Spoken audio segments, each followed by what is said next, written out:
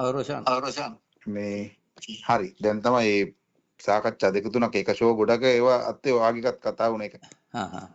මේ එතකොට බංගොඩට දාලා තිනවා ෆ්ලෑෂ්බැක් ලක්ෂ 18ක්. හරිද? ඔව් ලක්ෂ 18යි ලක්ෂ 18යි ඒ 18ට එනවා ෆ්ලෑෂ්බැක් ෆුල් බෑන්ඩ් එක. ඒක කින්ස්ලි ඔයාලට ආටිස්ට් කෙනෙක් විදියට හම්බ වෙනවා ෆ්‍රී.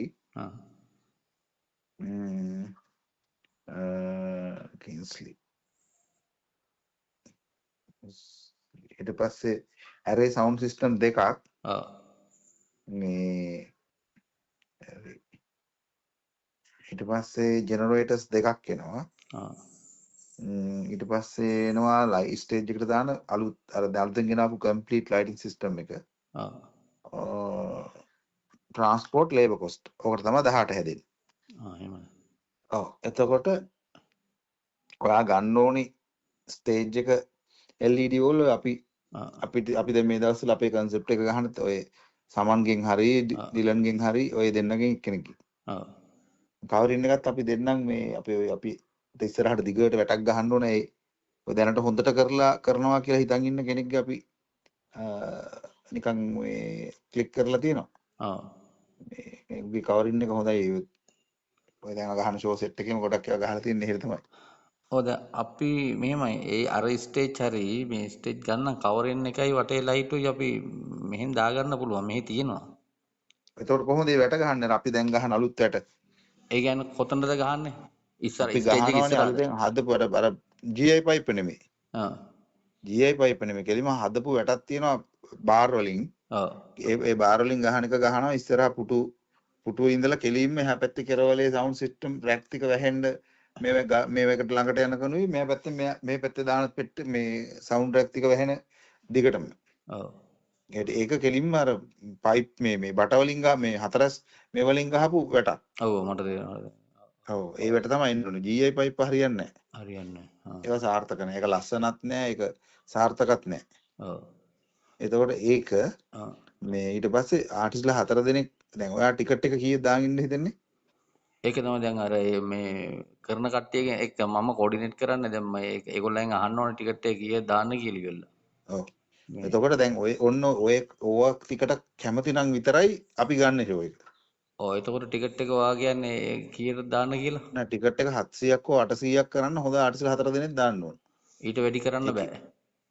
ඔව් නෑ ඒ 800 ඒ සීමාව තමයි දැනට තියෙන්නේ. ඔව්. මේ අවුරුද්දේ. මේ මොකද හිතන්නකෝ ඕකේ දැන් ඔය කපල් ඉන්නෝනේ වාස්ති දිනේෂ් කයිසර් ජයශ්‍රී පාති සන්තුසන් ඒ වගේ කපල් වලින් එකක් දාන්න ඕන. ඊට පස්සේ ඔය හනා හරි කාංචනා හරි ශශිකා හරි ඒ වගේ අයගෙන් එක්කෙනෙක්. එතකොට නාමල් උඩුගම හරි ඔය වේරළි ඇද්දලා වගේ පරණ එක්කෙනෙක්.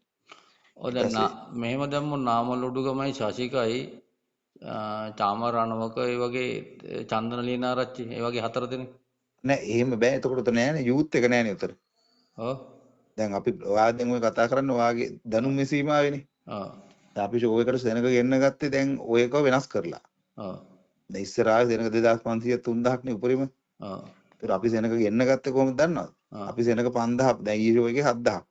ඒ වගේ එච්චර සෙනගක් අපි ගෙන්න ගත්තේ අපි ඔකේ ඔය සංයුතිය වෙනස් කරා. ඒ කියන්නේ අපි අපේ එළි වහනට හරියන ආටිස්ලා දෙන්නයි අපි ගන්නෙ.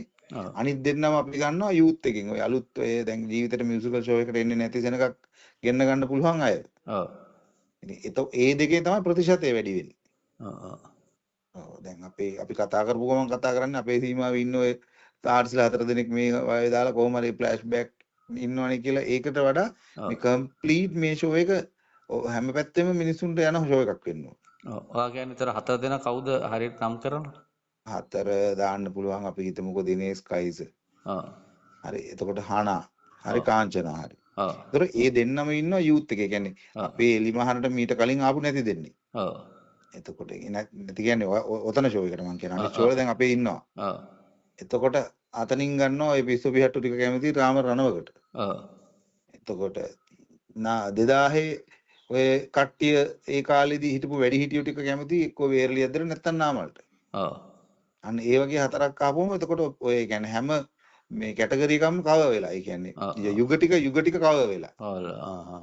අලුත් කෙල්ල කොල්ල ටික කැමති දෙන්නෙක් විතර ඉන්නවා. මැද ඉන්නවා. අතීතේ ඉන්නවා. නිවේදක ප්‍රශ්නයක් නැහැ නේ කවුරු කරා? නෑ. එයත් මේ නම එක යන නිවේදක කෙනෙක් වෙනවා. ඔය දැන් අර බලංගොඩ එළවුසි ඉන්න මේ සුරංග දේවප්පිය. නෑ අපේ යන්න ඕනේ මෝක්ෂ තිසංක ජගත් කවුද මෙයා ජනප්‍රිය ජයනාත්. ඔය 4 දෙනා එක්කෙනෙක්. සුමිත් එහෙම? කරුණාරත්නද? ඔව් කරුණාරත්න. හොඳයි. සුමිත් අවුලක් නෑ. දැන් බජට් එක ඔය ගාන අඩුම ඒ ගානද? ඔව්. ඒකයි බජට් එක නේ. ඔව් ඕකේ. ඔව් නෑ ඔයා හදලා බලන්නකෝ අපේ. වැඩි කරනවා නම් කතා කරන්න නැත්නම් අවුලක් නෑ. ඔව් එතකොට හරි. මම ඔයාලට එහෙම කෝල් එකක් දෙන්නම්කෝ දැන්. ඔව් ඕකේ වෙනවා නම් ලක්ෂ 3ක් ඇඩ්වාන්ස් කරන්න ඕනේ. ෂෝ එකට දවස් 2කට කලින් ෆුල් පේමන්ට් කරන්න ඕනේ. ඊට පස්සේ අපි ඇඩ්වාන්ස් කරලා අපි එකඟතාවයකට එනවා මේ අය ඕකේ මේකට ඔය එකඟයි මේ ආටිස්ට්ලායි මෙන්න නවුස මෙන්න ඩාන්සින් ටීම් එක මෙන්න මේ විදිහේ අපේ ස්ටේජ් කවරින් මේ ටික මෙහෙමයි යන්නේ කියලා අපි එකඟතාවයට ආවෙන් පස්සේ බුකින් එක කන්ෆර්ම් වෙන්නේ. දැන් ඔයාලට අයිඩියා එකක් තියෙනවනේ මම කියපු දේවලුත් එක්ක. හරි එහෙනම් thank you. හරි ඕකේ.